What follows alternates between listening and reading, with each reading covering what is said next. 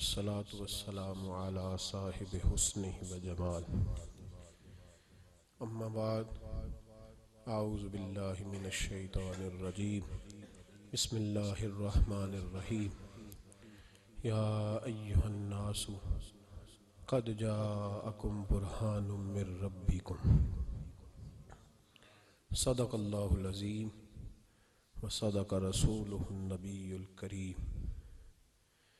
إن الله وملائكته يصلون على النبي يا أيها الذين آمنوا صلوا عليه وسلموا تسليما. الصلاة والسلام عليك يا سيدي يا رحمة للعالمين وعلى آلك وأصحابك يا سيدي يا خاتم النبيين. اللهم صل على سيدنا ومولانا محمد معدن الجود والکرم وآلہ وصحبہ وبارک وسلم. تمام تعریفیں اللہ تعالیٰ جل مجدہ الکریم کے لیے. ہر قسم کے درود و سلام نبی رحمت سید عالم صلی اللہ علیہ وسلم کی ذات والا صفات کے لیے. حمد و صلات کے بعد قرآن مجید فرقان حمید میں اللہ کریم نے فرمایا ہے کہ یا ایہا الناس قد جاءکم برہان من ربکم. فرمایا اے لوگو، تمہارے پاس تمہارے رب کی طرف سے دلیل آ گئی، برہان آ گئی. وہ دلیل کیا ہے؟ وہ نبی پاک علیہ السلام کی ذات گرامی، رسول کریم صلی اللہ علیہ وسلم اللہ تعالیٰ کی ذات و صفات کا مظہر بن کر دنیا میں تشریف لائے. خود نبی پاک نے فرمایا من رآنی فقد رآی الحق. جس نے مجھے دیکھ لیا اس نے حق دیکھ لیا. نبی کریم صلی اللہ علیہ وسلم کے غلام فرماتے ہیں کہ حضور علیہ السلام کی جب سخاوت دیکھتے تھے نا تو پھر خیال آتا تھا کہ اللہ کتنا سخی ہوگا. جب نبی پاک علیہ السلام اپنے غلاموں کے گناہ معاف کرتے تھے، غلطیوں سے درگزر کرتے تھے، دشمنوں کو معاف کرتے تھے، تو پھر دل کے کونے سے آواز آتی تھی کہ رب کتنا مہربان کرنے والا ہو، اللہ کتنا کریم ہوگا، کتنی رحمت فرمانے والا ہو.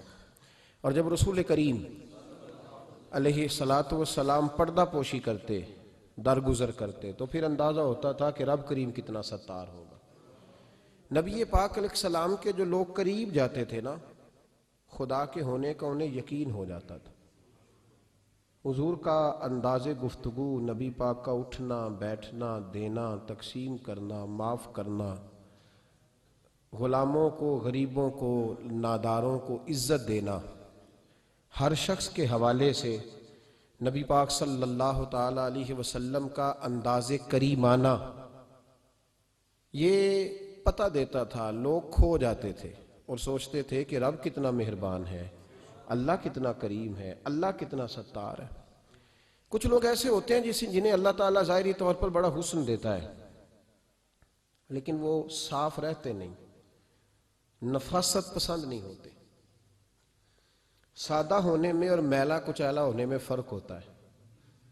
ان دو چیزوں میں فرق.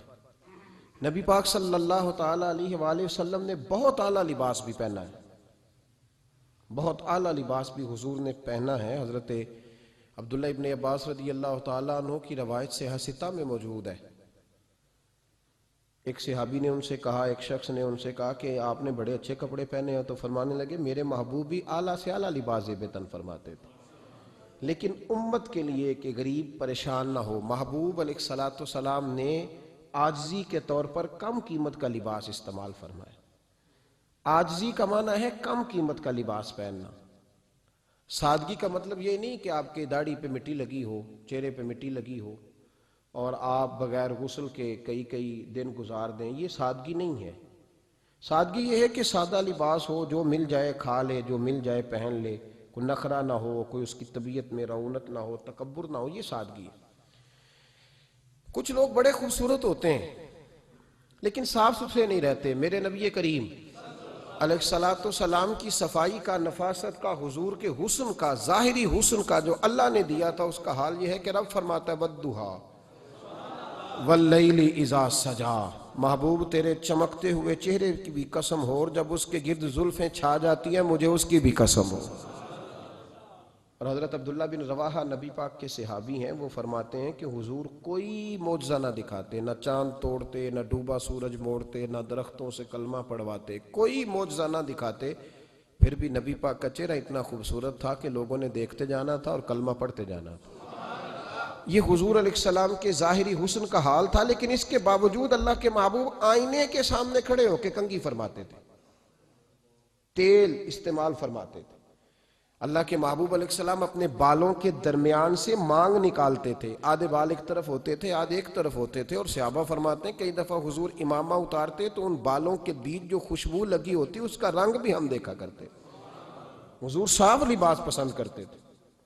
ایک شخص کو حضور نے دیکھا، اس نے میلے کچیلے کپڑے پہنے، تو حضور نے ٹھنڈی آہ بھری، فرمایا کاش یہ دھو کے کپڑے پہنتا۔ ایک شخص کو دیکھا بال بکھرے ہیں، کنگھی نہیں کی، تو حضور فرمانے لگے کاش یہ کنگھی کر لیتا۔ نفاست پسند آدمی پہ نا بوجھ بنتا ہے۔ جو آدمی، آپ کو پتہ ہے کہ امام شافعی تو فرماتے ہیں جمعے والے دن غسل کرنا واجب ہے، ماتے غسل نہ کرے تو جمعہ ہی نہیں ہوگا۔ اگرچہ ہمارے امام صاحب کے نزدیک سنت ہے۔ یہ سنت کب بنا؟ ایک دن نہ بہت سارے لوگ اپنے اپنے کام سے اٹھے مسجد میں آ گئے، مسجد نبوی میں۔ کوئی کسان تھا تو کھیت سے اٹھ کے آ گیا، کوئی مزدور تھا تو مزدوری سے اٹھ کے آ گیا۔ تو مسجد میں جب بہت سارے لوگ جمع ہوئے نا تو بعض لوگوں کو دقت محسوس ہوئی، تو رسول کریم علیہ السلام نے فرمایا کتنا ہی اچھا ہو کہ تم جمعے والے دن نہا کے آیا کرو۔ بس وہ صحابہ کا مزاج ہمارے والا نہیں تھا کہ تفصیل بتائیں، حکمت بتائیں، ملے گا کیا، ثواب کتنا، نہ نہائیں تو گناہ، یہ کوئی نہیں۔ حضور نے کہا کہ نہا کے آؤ تو کتنا ہی اچھا ہے۔ پھر کسی صحابی نے کبھی بھی بغیر غسل کیے جمعہ ادا ہی نہیں کیا۔ کسی نے بغیر غسل کے کبھی جمعہ ادا ہی نہیں کیا نا۔ اسلام بڑا خوبصورت دین ہے۔ حضور نے فرمایا جو کچا پیاز کھائے وہ مسجد نہ آئے، پہلے مسواک کرے، دانت صاف کرے، پھر آئے۔ نبی پاک صلی اللہ علیہ وسلم نے فرمایا جو کچی مولی کھائے مسجد نہ آئے۔ مولی کھانا جائز ہے، پیاز کھانا جائز ہے، لیکن منہ سے بدبو آتی ہے۔ نبی پاک علیہ السلام کا ظاہری حسن کیا بات ہے۔ میلاد مبارکہ میں نبی پاک علیہ السلام کی جو چیز بڑی کھل کے واضح ہوتی ہے وہ رسول اللہ کا حسن و جمال ہے۔ آپ کی والدہ، آپ کی والدہ، آپ کی والدہ سیدہ طیبہ طاہرہ حضرت سیدہ آمنہ رضی اللہ تعالیٰ، اماں جی کہتی ہیں کہ میرے محبوب جب میرے بطن اقدس میں آئے تو جو تکالیف عورتوں کو ہوتی ہے مجھے ان میں سے کوئی تکلیف بھی نہیں ہوئی، اور اماں جی کہتی ہیں مجھے کبھی کوئی ثقل، کوئی بوجھ محسوس نہیں ہوا، اور فرماتی ہیں کہ جو ولادت کے وقت لوگوں کو، عورتوں کو تکلیف ہوتی ہے مجھے وہ بھی نہیں ہوئی، اور فرماتی ہیں کہ نبی کریم علیہ السلام پیدا ہوئے تو ہمیں حضور علیہ السلام کی ناف کو کاٹنا نہیں پڑا، ناف بریدہ پیدا ہوئے، ختنہ شدہ پیدا ہوئے۔ آپ کو پتہ ہے عورتیں غسل دیتی ہیں بچے کو پیدا ہونے کے بعد، لیکن میرے محبوب نے سجدہ ہی کر لیا پیدا ہوتے ہی، امتی امتی کہتے ہوئے پیدا ہوئے۔ حق نے فرمایا کہ بخشا الصلاۃ والسلام، اور پہلے سجدے پر روز ازل سے درود۔ میرے امام فاضل بریلوی کا جو انداز تکلم ہے نا اس کی بھی حد ہی کوئی نہیں، کوئی حد ہی نہیں، کہاں تک ان کی محبت جاتی، کہنے لگے پہلے سجدے پہ روز ازل سے درود، یادگاری یہ امت پہ لاکھوں سلام، یادگاری یہ امت پہ لاکھوں سلام۔ بتائیے بغیر وضو کے، بغیر غسل کے سجدہ ہو جاتا ہے؟ تو حضور نے سجدہ کر کے بتایا کہ اللہ نے مجھے پاک صاف پیدا کیا ہے۔ نبی پاک صلی اللہ علیہ وسلم کی والدہ نے جب یہ باتیں ارشاد فرمائیں تو لوگوں نے پوچھا ان سے کہ اماں جی پھر آپ ایک جملے میں بتائیں کہ ماجرا سارا کیا تھا، آخر ایک ولادت تو ہوئی نا، آپ کے وجود اطہر سے ایک بچہ تو نکلا، تو یہ کیا تھا؟ تو سیدہ آمنہ فرمانے لگی خارج منی نور، بس میرے وجود سے ایک نور نکلا ہے، بس میرے وجود سے ایک، اور روشنی آتی جاتی ہے تو کسی کو تکلیف نہیں دیتی، ایک نور نکلا۔ میرے رسول کریم علیہ السلام کو ظاہری حسن بھی کمال دیا، اور پھر حضور کی نفاست پسندی، صفائی پسندی۔ نبی پاک جب بات کرتے تھے نا تو حضور کے دانتوں سے نور نکلتا تھا، اس کے باوجود حضور ہر وضو کے لیے مسواک کرتے۔ میں نے ہر نماز کے لیے نہیں کہا، میں اپنے لفظوں کا ذمہ دار ہوں۔ کس کے لیے؟ بولے آپ حضرات۔ ہر وضو کے لیے، یعنی اگر نبی پاک نے وضو نماز کے لیے کیا تب بھی مسواک کی، اور اگر قرآن شریف کی تلاوت کے لیے کیا تو پھر بھی مسواک کی، کسی اور موقع کے لیے وضو فرمایا تو پھر بھی مسواک کی۔ اور سیدہ عائشہ فرماتی ہے جب بھی حضور گھر سے نکلنے لگتے پہلے مسواک فرماتے، حالانکہ رسول پاک کے دندان اقدس تو نور والے تھے، ضرورت ہی نہیں تھی۔ ہماری تعلیم کے لیے نفاست پسندی۔ ایک بات میں نے شروع کرنی ہے پر آپ نے ناراض نہیں ہونا، پہلے وعدہ کر لیں، جڑے نہیں بولے انہوں نے کی ارادہ ہے، ہو جانا ہے، چلو ہو جائے، کوئی گل نہیں، خیر ہے، ہو جائیں آپ ناراض۔ نبی پاک نے بڑی مونچھیں نہیں پسند کی، حضور کو اچھی نہیں لگتی تھی۔ ایک بات پوچھتا ہوں آپ سے، یہ درد دل ہے میرا اور صرف سمجھانے کے لیے عرض کر رہا ہوں، کوئی تنقید نہیں، اللہ تعالیٰ مجھے نیت کا وضو عطا کرے۔ ایک بات بتانا، اگر بہو کھانا پکا کے لائے اور سالن سے بال نکل آئے تو پھر اس کا کیا حال ہوتا ہے؟ کئی تو بوڑھے پلیٹ اٹھا کے دیوار میں مارتے ہیں، ایسا ہی ہوتا ہے نا، بھئی یہ کیا ہے؟ اور اگر کبھی روٹی سے نکل آئے تو بیوی صاحبہ کا کیا حال ہوتا ہے؟ یہ کوئی طریقہ ہے کھانا پکانے کا؟ اور اللہ تعالیٰ معاف کرے، اگر کبھی ہوٹل میں چلے جائیں امیر لوگ 15,000 کا ڈنر کرنے، تو وہاں کسی سالن کی پلیٹ سے بال نکل آئے تو پھر تو پیسے کیا دینے ہیں، پھر تو ان کو اور جرمانہ ہو جاتا ہے۔ یہ تو سارے بال نکل آئے تو مشکل، اور ویسے بھی جو نفاست ہے نا طبیعت کی، اس پر بوجھ بنتا ہے، بال کھانے میں ہو آٹے میں ہو تو بوجھ بنتا ہے۔ تو بڑی مونچھوں والا دوست بھائی بزرگ جب پانی پیے گا تو بال پانی میں جائیں گے کہ نہیں جائیں گے؟ حکیم اور ڈاکٹر کہتے ہیں کہ کینسر کے مرض کا خطرہ ہے۔ اب باقی بھی راضی نہ ہوں، حضور نے بڑی مونچھیں بھی پسند نہیں کی اور چھوٹی داڑھی بھی پسند نہیں کی۔ حضور نے فرمایا داڑھیاں بڑھاؤ، مونچھوں کو پست کرو، مشرکین کی مخالفت کرو۔ اور ایک مقام پہ رسول پاک علیہ السلام نے یہاں تک فرمایا کہ جو مونچھیں پست نہیں کرتا وہ ہم میں سے ہے ہی نہیں۔ اتنے سخت لفظ۔ ایک صحابی تھے، آپ یقین کریں نا، کئی دفعہ دوستوں کو کہنا پڑتا ہے، اور کئی دفعہ نا مجھے محسوس ہوتا ہے کہ یار ہم روز ہی کہتے ہیں، لیکن کہتے پتہ کیوں ہے کہ بوجھ بنتا ہے وہ بندہ جو اس طرح کی تباہ کے ساتھ آتا ہے، جو حضور نے پسند نہیں کیا۔ ایک شخص نبی پاک کے سامنے آیا، قاضی عبدالدائم دائم صاحب نے لکھا ہے، بڑی خوبصورت بات لکھی ہے، کہنے لگے حضور کے سامنے وہ اکثر آیا کرتا تھا تو مونچھیں بڑی تھیں، حالانکہ داڑھی بھی بڑی تھی، مونچھیں بھی بڑی تھی۔ 2-4 دفعہ حضور نے باتوں باتوں میں تات اللفظ سمجھایا، کچھ بندے نہیں سمجھتے، تات اللفظ سمجھاؤ یا بڑا کھول کھول کے سمجھاؤ پر بات سمجھنے کو تیار نہیں ہوتے۔ پتہ نہیں کیا ایسا حسن ہے، بھئی جو حسن نبی پاک نے پسند نہیں کیا وہ کبھی حسن ہو سکتا ہے، کبھی خوبصورتی ہو سکتی ہے، وہ کسی کا ذاتی کلچر تو ہو سکتا ہے پر دین کی تہذیب نہیں۔ نبی کریم علیہ السلام نے کئی دفعہ سمجھایا تو ان کی سمجھ میں بات نہ آئی۔ ایک دن وہ بیٹھے ہوئے تو حضور نے ایک صحابی سے فرمایا کینچی لاؤ، کہنے لگے میں سمجھ گیا کہ میرے ساتھ کچھ ہونے لگا ہے۔ ساتھ ہی حضور نے فرمایا ایک مسواک بھی لانا، کہنے لگے میں نے کہا بچت ہو گئی، میرے تو دانت صاف ہے۔ تو یہ شاید اس کی بات ہونے لگی ہے جس کے دانت بھی ٹھیک نہیں۔ دونوں چیزیں جب آ گئی نا تو حضور اٹھے اور نبی پاک نے مسواک ان کے ہونٹوں پہ رکھی، اسی سے آبی کی ہونٹوں کے اوپر مسواک رکھ کے تو اوپر سے حضور نے مونچھیں کاٹ دی۔ فرمایا یہ نہ ایسا کرو، یہ چیز مجھے پسند نہیں ہے۔ حضور نے نفاست پسندی کو، اب تو اللہ تعالیٰ خیر کرے ملانگا آ گئے مارکیٹ میں، ملنگ درویشی فقیری، اور ان کے پاس رش بھی زیادہ ہے، ان کے درباروں پہ بھی رش زیادہ ہے۔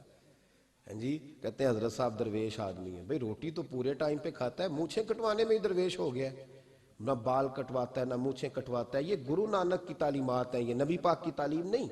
وجود کا کوئی بال نہ کٹوانا یہ سکھوں کا طریقہ ہے، مسلمانوں کا یہ انداز، یہ کدھر کی فقیری ہے؟ دین کوئی غلاظتوں والا ہے معاذ اللہ، کہ بابا کپڑے نہیں بدلتا، بابا غسل نہیں کرتا، بابا بال نہیں کٹواتا، بابا ہے پاگل ہے؟ قطعی طور پر کوئی فقیری نہیں، فقیری صرف وہ ہے جو میرے نبی نے کیا ہے صلی اللہ تعالی۔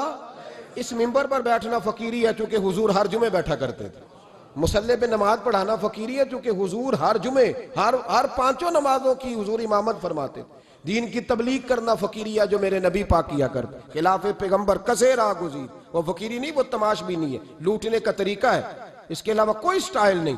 فقیری صرف وہ ہے جو رستہ میرے رسول پاک نے ہمیں عطا فرمایا، اس سے ہٹ کر کوئی فقر نہیں۔ میری بات کی سمجھ آ گئی آپ حضرات کو؟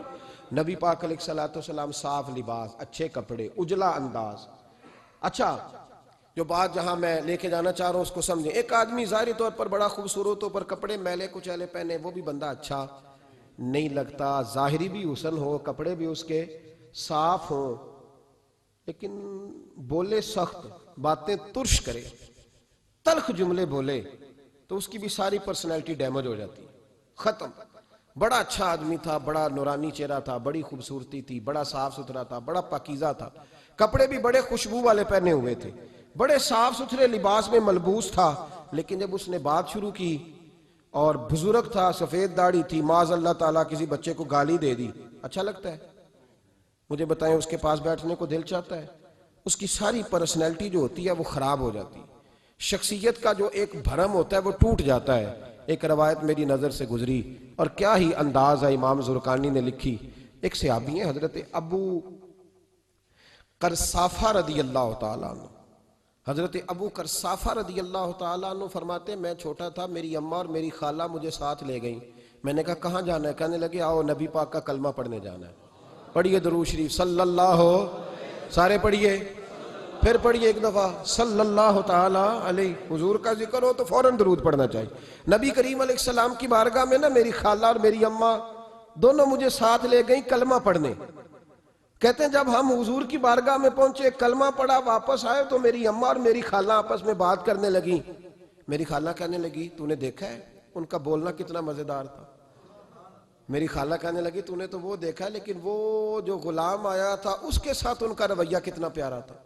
تو نے دیکھا جب وہ کھانا کھا رہے تھے تو پہلا خیال انہوں نے ہمارا کیا. بار بار وہ ان کا ذکر کرتی، کہتے آپس میں حضور کی شانیں بیان کرتی، میری اماں بھی میری خالہ بھی. بالآخر بات لمبی ہو گئی تو میری اماں بولی، کہنے لگی بس کر، ہم کتنی عظمتیں بیان کریں گے، مجھے تو 3 باتیں سمجھ میں آئی ہیں. کتنی؟ 3 باتیں مجھے سمجھ میں آئی ہیں. کہا وہ کیا؟ تو کہنے لگی ما رأینا مثل ھذا الرجل احسن وجھا ولا القا صوبا ولا البنا کلاما. کہنے لگی مجھے تو 3 باتیں سمجھ میں آئی ہیں کہ نہ اتنا خوبصورت چہرے والا کوئی شخص دیکھا ہے، اور نہ اتنے صاف کپڑوں والا کو دیکھا ہے، اور نہ ہی اتنی میٹھی بولی بولنے والا کوئی دیکھا ہے.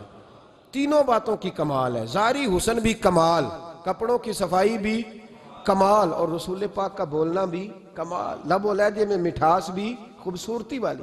یہ اصل حسن ہے کہ ظاہراً بھی انسان بڑا منزہ ہو، باطناً بھی بڑا صاف ستھرا ہو. میرے رسول پاک علیہ السلام کا طریقہ مبارکہ پتہ کیا تھا؟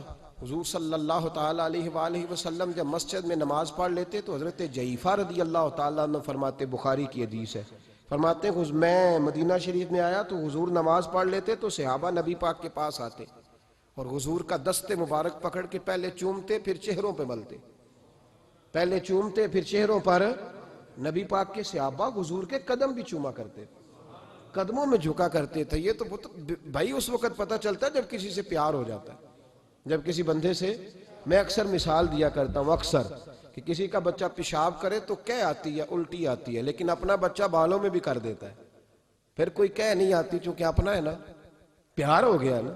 اب وہ کیفیت جب کسی سے محبت ہو جاتی ہے نا تو کچھ چیزیں صرف سمجھنے کی نہیں، کچھ چیزیں ایسی ہوتی ہیں جو محسوس کرنے والی ہوتی. اس نے کہا تھا عشق ایک ڈھونگ ہے، میں نے کہا تجھے عشق ہو خدا کرے، پھر کوئی تجھے اس سے جدا کرے، تو اسے تسبیحوں پہ پڑھا کرے، تو اسی کا نام جپا کرے، تو گلی گلی پھرا کرے، پھر میں کہوں کہ عشق ایک ڈھونگ ہے اور تو نہیں کہا کرے، پھر میں کہوں کہ عشق ایک ڈھونگ ہے اور تو. اس نے کہا تھا عشق ایک ڈھونگ ہے تو میں نے کہا تجھے عشق ہو خدا کرے. بھائی یاد رکھو جب انسان کو محبت ہوتی ہے تو پھر اس کے انداز بدل جاتے ہیں، اس کے طور طریقے تبدیل ہو جاتے ہیں. وہ میں اکثر ایک بات کہا کرتا ہوں، میں کہتا ہوں بچہ باہر سے برگر کھا کے آ جاتا ہے رات کو، اماں کہتی بیٹے روٹی کھا لو، کہنا تو سنگو بھی پکائی میں نہیں کھانی، حالانکہ برگر کھا آیا ہے، دور سے کھا آیا ہے. تو اماں اس کو کہتی ہے پھر میں سوئیاں نہ بنا دوں تھوڑی سی اپنے بیٹے کو، فٹافٹ چاول نہ تجھے ابال دوں، ساتھ میں باریک دال بنا دیتی. کہتا نہیں میری مرضی کا پکاتے ہی نہیں، میں نے نہیں کھانا. ایسے اب ابا جو ہے نا، ابا وہ اماں کو سمجھا رہا، کہتا چھڈ پرا بھوک لگے گی تو آپ ہی کھا لے گا، تو نہ ایڈی ٹینشن لے، ایویں پہ تینوں ستاندا ہے. اماں کیا کہتی ہے؟ کہتی نہیں مجھے نیند نہیں آ رہی، کھائے گا تو سکون آئے گا. اب اس کو آپ لاکھوں دلیلیں دیں کہ سیاںا بیان ہے، بچہ نہیں ہے، 22 سال کا ہے، 24 سال کا، چھوڑ تو کیا کر رہی ہے؟ لیکن اماں کو کوئی سمجھا سکتا؟ کیوں نہیں سمجھا سکتا کہ اسے اپنے بیٹے سے پیار بڑھائے؟ وہ کیا کرے، وہ مجبور ہے، اس کے دل کی کیفیت اس طرح کی ہے کہ کوئی دنیا کی طاقت اسے سمجھا سکتی؟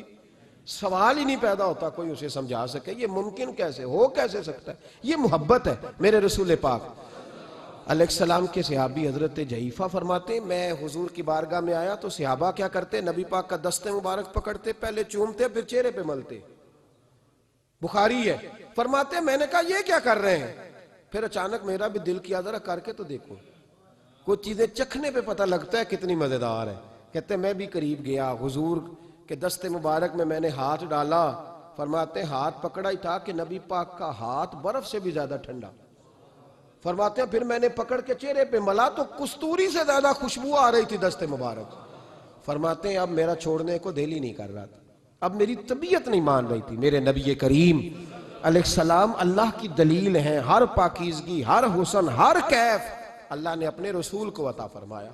دنیا کی جتنی غلاظتیں تھیں جب کوئی حضور کے قریب جاتا تھا تو ساری غلاظتیں دور ہو جاتی۔ کما ارسلنا فیکم رسولا منکم یتلو علیکم آیاتنا ویزکیکم، اللہ فرماتے ہیں میرے محبوب تم پر میری آیتیں پڑھیں گے اور تمہیں پاک فرما دیں گے، تمہاری ساری ناپاکیاں نبی پاک دور کر دیں، ہر غلاظت تم سے دور ہٹ جائے۔ ایک صحابی ہیں حضرت شیبہ بن عثمان رضی اللہ تعالی عنہ، وہ کہتے ہیں میرے والد کو اور میرے چچا کو مسلمانوں نے احد میں قتل کر دیا تھا، میرے دل میں بڑا غصہ تھا، بڑا جلال تھا کہ کبھی مجھے موقع ملے تو میں بدلہ لوں گا۔ کہتے ہیں فتح مکہ کے بعد نبی پاک علیہ السلام حوازن کی جنگ کے لیے نکلے، مجھے پتہ چلا حضور جا رہے ہیں تو میرے اندر شعلے بھڑک رہے تھے انتقام کے۔ روز میں منصوبہ بندی کرتا، پلاننگ کرتا کہ کسی طریقے سے میں ان تک پہنچوں گا اور بدلہ لوں گا۔ کہتے ہیں نبی کریم علیہ السلام نا حوازن کے لیے پہنچ چکے تھے، فرماتے ہیں میں بھی جنگ میں جا کے شریک ہو گیا اور میں نے طریقہ اس طرح کا اختیار کیا کہ کسی طریقے میں حضور تک پہنچ جاؤں۔ سمجھ آ رہی ہے میری بات کی؟ نبی کریم علیہ السلام تک کسی طریقے پہنچ جاؤں۔ فرماتے ہیں لڑتے لڑتے، لڑائی کے دو طریقے ہوتے تھے، کبھی تو ایسے ہوتا تھا کہ ایک دو آدمی مل کے آپس میں لڑتے تھے، پھر گمسان کا رن پڑتا تھا، گھمبیر ہو جاتی تھی جنگ، سمجھ نہیں آتی تھی تیر کہاں سے آیا، نیزہ کہاں سے آیا۔ فرماتے جب گمسان کا رن پڑا نا، مجھے موقع مل گیا، میں حضور کے قریب پہنچ گیا۔ حضرت شیبہ بن عثمان رضی اللہ تعالیٰ عنہ کہتے ہیں جب میں پہنچ گیا تو میں نے نا دیکھا کہ اب حضور کے قریب لوگ نہیں ہیں۔ فرماتے میں نے نا فوراً تلوار اٹھائی، تلوار اٹھا کے میں حضور کو معاذ اللہ شہید کرنے ہی لگا تھا کہ ایک نور چمکا حضور کے سامنے۔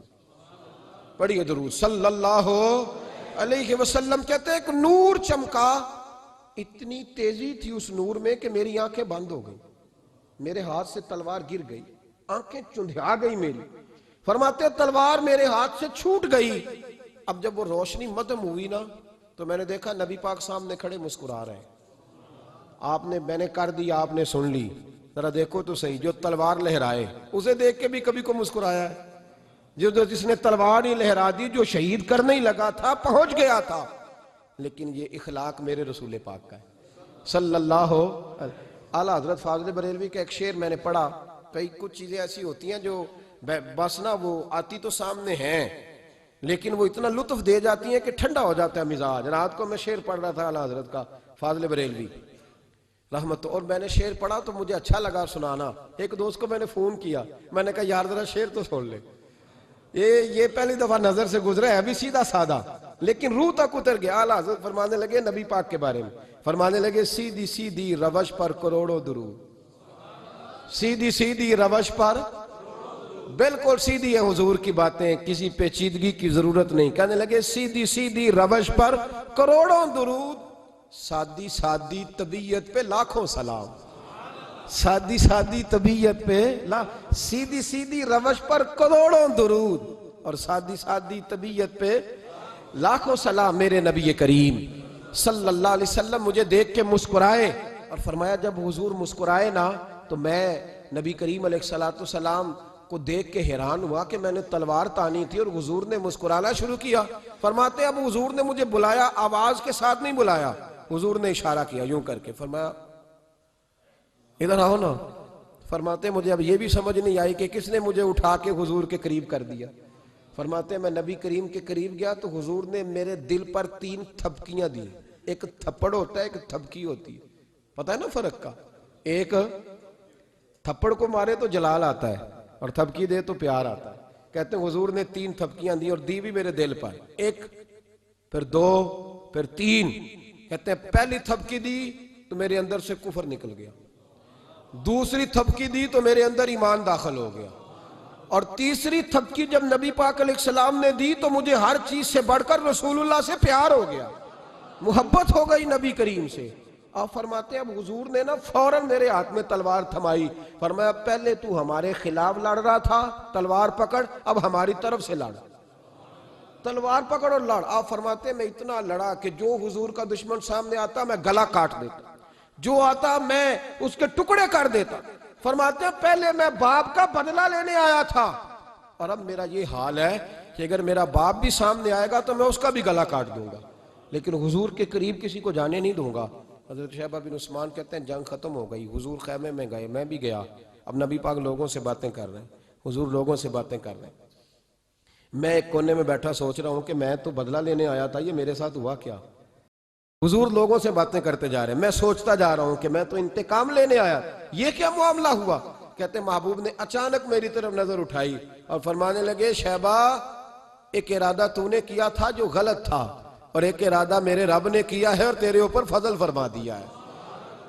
فرماتے حضور نے اب مجھ سے فرمایا کوئی خواہش ہو تو بتاؤ، مانگ لو کچھ مانگنا ہے تو.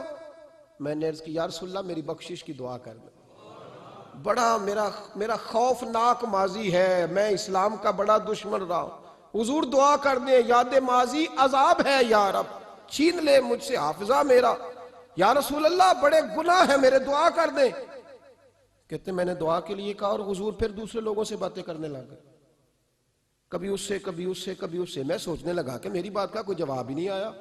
جب تو 3 بار میں نے سوچا تو میرے کریم نے پھر توجہ میری جانب کی اور فرمایا تو نے بخشش کی دعا کا کہا تھا، میں نے سن لیا ہے، رب کریم نے تیری بخشش فرما دی ہے، اللہ نے تجھے بخش دیا ہے، تیری خطائیں رب کریم نے معاف کر دی. نبی پاک کے دست مبارک کی برکت. رسول پاک ایک صحابی تھے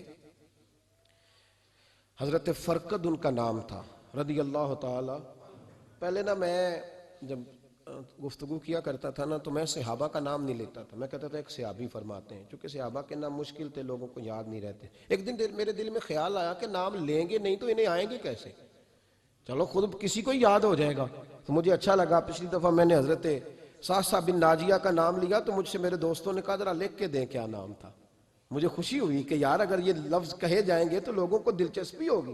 حضرت فرقد ایک صحابی تھے اور یہ وہ صحابی ہیں جنہوں نے حضرت عمر کے زمانے میں موصل کا علاقہ فتح کیا تھا، بڑے دلیر تھے. ان کی 4 بیویاں تھیں. وہ کہتے ہیں جب بھی یہ گھر میں آتے تو خوشبو اتنی اعلیٰ لگا کے آتے کہ ہم حیران ہو جاتی. عورتیں زیادہ تیاری کرتی ہیں نا مردوں سے کہ نہیں، کہ آج کل مرد زیادہ کرتے ہیں. چلو میں درد چھوڑو، میں اپنی اصلاح کرنا.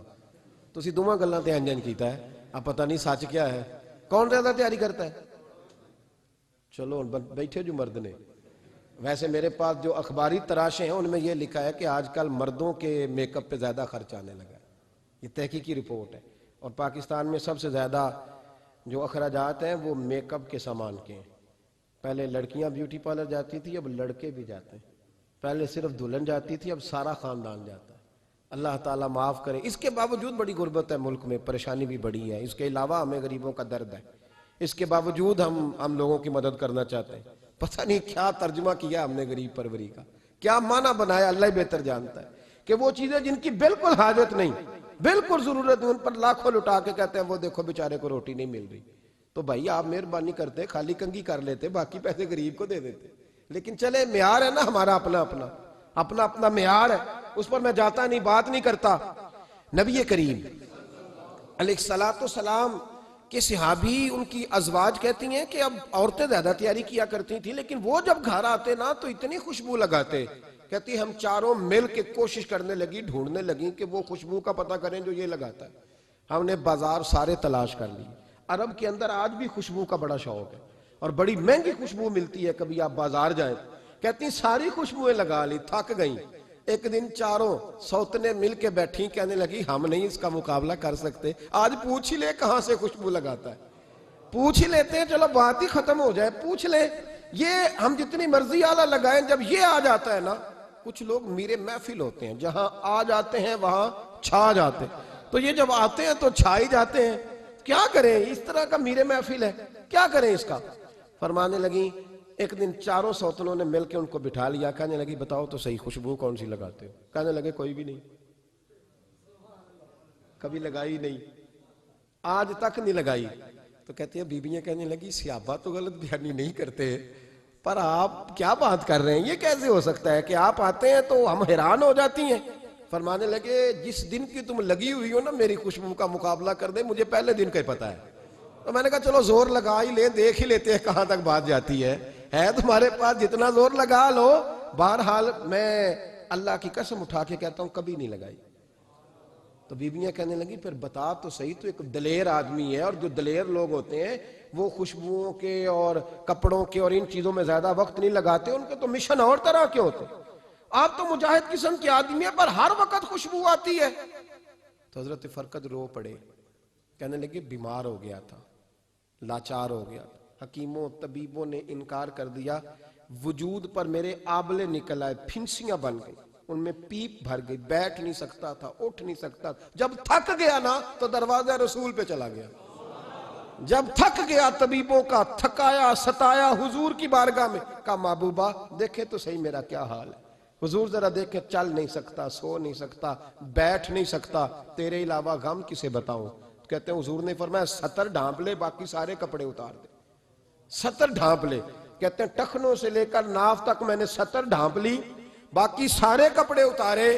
حضور کیا کریں گے؟ فرماتے ہیں نبی پاک نے دست مبارک اٹھایا، برف سے ٹھنڈا، کستوری سے زیادہ مہکنے والا، فرماتے ہیں پورے وجود پر میرے حضور نے دست مبارک ایک دفعہ لگا دیا، اب جدھر جدھر سے گزرتا ہوں ساری دنیا خوشبو سے بھر جاتی ہے۔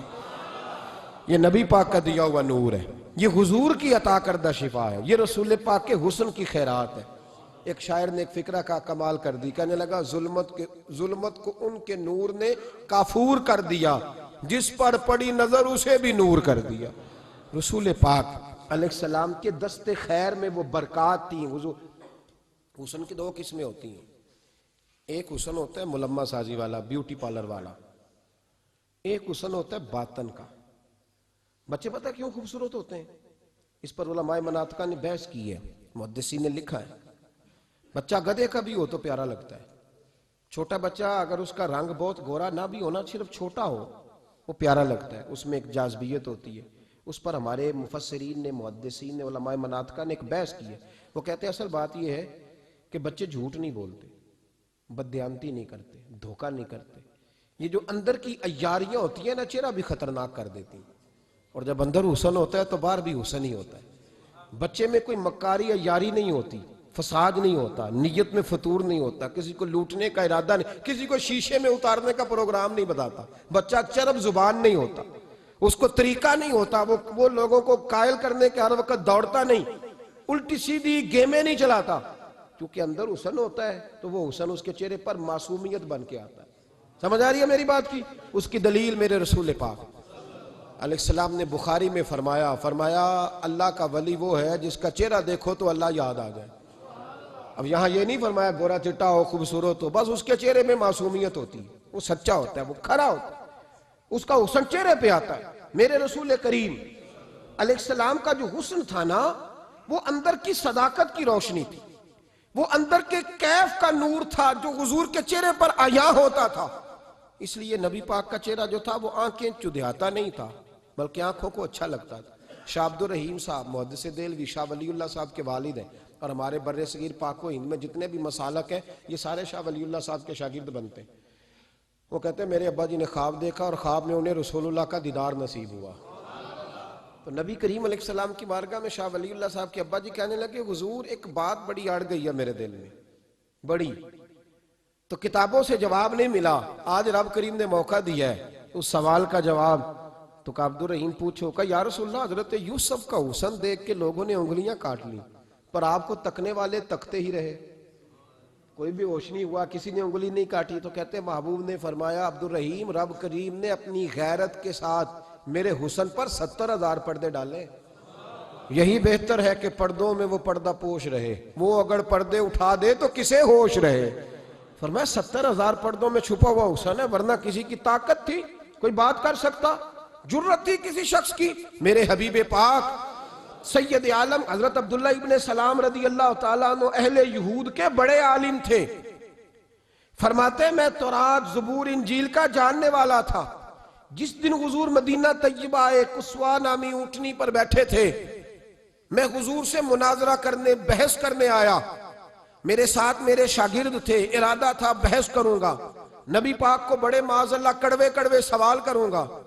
کہتے ہیں حضور بیٹھے تھے قصوہ نامی اونٹنی پہ اور گردن مبارک جھکی ہوئی, ہونٹوں پر حضور کے زیر لب ہلکی سی مسکراہٹ تھی. نبی پاک تھوڑا بولتے تھے پر جتنا بولتے تھے وہ دلوں میں اترتا جاتا تھا. فرماتے ہیں میں جب گیا نا, میرے شاگرد ساتھ تھے, مناظرہ کرنے گیا, مناظرہ شاگرد ساتھ تھے. فرماتے ہیں میں بڑے سوالات تیار کر کے گیا پر حضور گھوڑے پہ بیٹھے تھے. 2 باتیں میں نے سنی. حضور نے فرمایا رشتہ داروں سے اچھا سلوک کرو, اپنے غلاموں کا خیال کرو. کہتے ہیں وہ شاگرد مجھے دھکے دینے لگے, کہنے لگے چلو استاد جی آگے ہو, کرو سوال, چلو نا آگے, بڑھو نا آگے. یہ کئی دفعہ نعرے لگانے والے بھی مروا دیتے ہیں نا, چلو نا چلو آگے, چلو بڑھو آگے, کرو بات, آؤ نا. کہتے ہیں میں ذرا آگے بڑھا, دھکا دیا انہوں نے. فرماتے میں آگے بڑھا اور میں نے قریب محبوب کے قریب جا کے کہا حضور مجھے کلمہ پڑھا دے, میں مسلمان ہونے آیا. یعنی عام آدمی تو قائل ہو جاتا ہے, عالم اور تورات زبور انجیل کا جاننے والا, حضور کلمہ پڑھائیں. کہتے ہیں میں واپس آیا نا کلمہ پڑھ کے, تو شاگرد کہنے لگے استاد جی آپ تو مناظرہ کرنے آئے تھے, یہ کیا ہوا؟ تو یہ لفظ ہے حضرت عبداللہ ابن سلام کے. فرمانے لگے تم نے نبی پاک کا چہرہ نہیں دیکھا, ان کی آنکھوں کی روشنی نہیں دیکھی, تم نے چہرے کی معصومیت نہیں دیکھی, لب و لہجے کا وقار نہیں دیکھا. کتنے دنوں کے تھکے ماندے آج وہ مدینے پہنچے, پر ان کے لب و لہجے میں کوئی اکتاہٹ, کوئی تھکاوٹ, کوئی لفظوں میں جھول تم نے دیکھا ہے؟ فرمانے لگے جس کا اس طرح کا چہرہ ہوتا ہے وہ جھوٹا نہیں سچا ہوا کرتا ہے. میرے نبی پاک علیہ السلام کے غلام حضرت طارق بن عبداللہ رضی اللہ تعالیٰ عنہ فرماتے ہیں کلمہ پڑھنے سے پہلے ایک دفعہ ہمارا سارا قبیلہ تجارت کے لیے نکلا تھا, اور اس وقت منظر یہ ہوتا تھا کہ ہم اپنی عورتوں کو بھی ساتھ لے جاتے تھے. 6 مہینے سفر کرنا ہوتا تھا, اونٹ گھوڑے ہم بیچا کرتے تھے, عورتیں بھی ساتھ رہتی, کھاتے بھی پکاتے بھی. کہتے ہیں ایک سفر سے ہم واپس آ رہے تھے تو مدینے کے باہر صحرا میں ہم نے پڑاؤ کیا, اکیلے رسول پاک صلی اللہ, پھر ایک دفعہ پڑھیے گا, ایک دفعہ پھر کہیے گا صلی اللہ تعالی علیہ وسلم. کہتے ہیں نبی پاک تنے تنہا اکیلے. حضور نہ سیر کرتے کرتے کرتے کرتے ہمارے قافلے کے پاس سے گزرے, خیمے لگے تھے, پڑاؤ کیا, محبوب تشریف لے آئے. کہتے ہیں حضور سید عالم صلی اللہ تعالی وسلم تشریف لائے. کوئی قبیلے میں سے, قافلے میں سے حضور کو جانتا نہیں تھا. ایک سرخ رنگ کا اونٹ تھا ہمارے سردار کا جو بکنے سے رہ گیا تھا, بڑا خوبصورت. کہتے ہیں نبی پاک کو پسند آ گیا. حضور پوچھنے لگے تم کون ہو؟ کہا جی مسافر ہے. کہاں سے آئے ہو؟ فلاں جگہ سے آئے ہیں. کس لیے آئے ہو؟ ہم تجارت کی غرض سے نکلے. اونٹ بیچو گے؟ بیچنا ہے. کتنے کا سودا طے ہوا؟ اس نے کہا اتنے لینے, حضور نے کہا اتنے دینے ہیں. بات طے ہو گئی. کہتے ہیں لگام حضور نے پکڑی اور فرمانے لگے وہ سامنے میرا شہر ہے جس کا نام مدینہ, وہ میرا شہر ہے, میں ابھی مدینے جاتا ہوں, اپنے غلام کو بھیجتا ہوں اور تمہیں آ کے نہ قیمت دے جاتا ہے. محبوب گھوڑے کی لگام تھا, اونٹ کی لگام تھا, میں نکیل تھا, میں اونٹ تھا سرخ رنگ کا. حضور لے کے جب نکلے نا, تھوڑا سا چند قدم آگے گئے تو ان میں سے ایک شخص بولا, کہنے لگا سردار آپ سیانے لوگ ہیں, سمجھدار ہیں. اس شخص کا نام پوچھا آپ نے, قبیلہ پوچھا ہے, ایڈریس کا پتہ ہے, پتہ ہے کہاں رہتا ہے, اتنا قیمتی اونٹ دے دیا. سردار بھی کہنے لگا, سارے کہنے لگے یار ان کی باتوں میں اتنی لذت تھی, ان کے گفتار و رفتار اتنی باوقار تھی, مزیدار تھی کہ ہوش ہی کوئی نہیں رہا. بھئی ہم پرانے تاجر ہیں, کبھی اس طرح کا سودا کیا ہی نہیں جس طرح کا آج ہو گیا. اوہو واقعی کچھ نہیں یاد رہا, کوئی سمجھ نہیں آئی. وہ ابھی نظر آ رہے, ایک آدمی دوڑ کے جاؤ, دوڑ کے اور جا کر کے نا ان سے کہو, بڑی جائز بات ہے, وہ ناراض بھی نہیں ہوں گے. ان سے ایک شخص کہو کہ بھئی اونٹ دے جاؤ, پیسے لے آنا اور اپنا مال لے جانا, دوڑ کے جاؤ. ایک شخص دوڑنے لگا تو سردار کی بیوی خیمے کے اندر تھی، پردے کے پیچھے سے بولی، کہنے لگی خبردار کوئی پیچھے نہ جائے، اگر پیسے مل گئے تو ٹھیک ہے، نہ ملے تو میں دے دوں گی، کوئی پیچھے نہ، کوئی نہ جائے پیچھے۔ سردار کہنے لگا تو جانتی ہے؟ کہنے لگی نہیں۔ کہا گارنٹی کیوں دے رہی ہے؟ تو کہنے لگی تم نے ان کا چہرہ نہیں دیکھا؟ تم تو سودے کر رہے تھے، میں پردے کے پیچھے سے دیکھ رہی تھی۔ پیر مہر علی شاہ صاحب کو کسی نے کہا تھا نبی پاک کا حلیہ بیان کریں، بتائیں حضور کے کان مبارک کیسے تھے، آنکھیں کیسی تھی، ناک مبارک کیسی تھی، بینی مبارک کیسی تھی؟ تو پیر مہر علی شاہ صاحب کہنے لگے کوئی مثل نہیں ڈھولن دی، کہنے لگے مجھ سے نہیں بیان ہوتا حضور کا حلیہ، کوئی مثل نہیں ڈھولن دی، تو چپ کر مہر علی، ایتھے جا نہیں ہوں بولن دی، بس کر، تو بیان کر سکتا ہے؟ اتنی طاقت۔ اعلیٰ حضرت نے کہا لم یاتی نذیرک فی ناظر مثلے تو نشد، پیدا جانا۔ کہا حضور مثال تو تب آپ کی بنے گی نا، کوئی آپ کی طرح کا پیدا تو ہوگا، تب بھی مثال بنے گی، تو جب ہوا ہی نہیں تو مثال کیسے بنے گی؟ کہنے لگی کوئی نہ جائے، نہ پیسے آئے تو میں دے دوں گی، میں تو پردے کے پیچھے سے دیکھ رہی تھی، ان کے چہرے کا وقار دیکھا، ان کی آنکھوں کی روشنی دیکھی، ان کے لفظوں کا حسن دیکھا۔ تم 50 باتیں کرتے تھے، وہ ایک جواب دیتے تھے، اور گنے چنے لفظ بولتے تھے، ان کی سادگی کا وقار دیکھا۔ جانے دو، نہ پیسے آئے تو میں دوں گی۔ کہتے ہیں حضور گئے، تھوڑی دیر کے بعد ایک کالے رنگ کا حبشی غلام آیا، پیسے بھی پکڑے اور اپنی چادر میں نا کھجوریں باندھ کے تو پیچھے ڈالی ہوئی، اور دیہاتی لوگ پیچھے نہیں ڈال لیتے، کھجوریں ڈال کے پیچھے۔ کہتے ہیں وہ آئے اور ان کے آنے کا انداز بھی بڑا نرالا تھا۔ کہتے ہیں وہ جھومتے جھومتے اللہ کا ذکر کرتے، اللہ صمد کرتے پہنچ گئے، اور آگے کہنے لگے تم سے میرے نبی نے اونٹ خریدا ہے؟ تم سے؟ کہا ہم سے خریدا ہے۔ کہنے لگے یہ تمہارے پیسے؟ اور پھر چادر کھول کے صحرا پہ بچھا دی، کہنے لگے یہ تمہارے پیسے، اور کھجوریں کھاؤ، میرے نبی نے تحفہ بھیجا ہے، کھاؤ، حضور نے تحفہ بھیجا ہے۔ تو وہ سردار کی بیوی اوٹ ہٹا کے کہنے لگی وہ کالے رنگ کے حبشی غلام، انہیں کھجوریں کھلا، اور مجھے اس عزت والی ماں کا نام بتا جس کے گھر میں ایسا لال پیدا ہوا، انہیں کھجوریں کھلا، اور مجھے اس عظمت والے باپ کا نام بتا جس کے گھر میں ایسا پھول کھلا ہے، وہ قبیلہ تو بتا تو صحیح، وہ کون تھے؟ 2 گھڑیاں رکے ہیں پر خوشبو ہی پھیل گئی ہے، رنگ ہی بدل گیا، تار کوئی مثل نہ ڈھولن دی، تو چپ کر مہر علی، ایتھے جا نہیں ہوں بولن دی۔ حضرت طارق بن عبداللہ کہتے ہیں جناب بلال فرمانے لگے وہی تو اللہ کے آخری رسول ہیں، وہی تو خاتم المرسلین ہیں، وہی تو ہیں جنہیں اللہ نے ساری انسانیت کے لیے نمونہ عمل بنایا۔ کہتے ہیں ہم اونٹ بیچنے گئے تھے پر سارے کا سارا قبیلہ ہی مسلمان ہو گیا۔ نبی پاک کی حضور کے ظاہری حسن کے تذکرے ہماری اولادوں کو آنے چاہیے۔ ایک شعر مرحوم اعظم چشتی نے کہا تھا، کمال کر دی، کہنے لگے سمجھا نہیں ہنوز میرا عشق بے ثبات، تو کائنات حسن ہے یا حسن کائنات؟ میں آج تک سمجھ نہیں سکا، سمجھا نہیں ہنوز میرا عشق بے ثبات، تو کائنات حسن ہے یا حسن کائنات۔ بھائیو وہ سارے طریقے اپناؤ جو رسول پاک نے عطا فرمائے، حسن بھی نبی پاک کے طریقوں میں ہے، پاکیزگی بھی نبی پاک کے طریقوں میں ہے، بقا بھی حضور کے۔ اور جو چاہتا ہے نا دنیا میں سب سے خوبصورت بن جائے، نظر آئے، اور اس کی خوشبو سے لوگوں کے دل ٹھنڈے ہوں، وہی طریقہ اپنائے جو میرے نبی نے عطا کیا ہے۔ آخر دعوانا ان الحمدللہ رب العالمین۔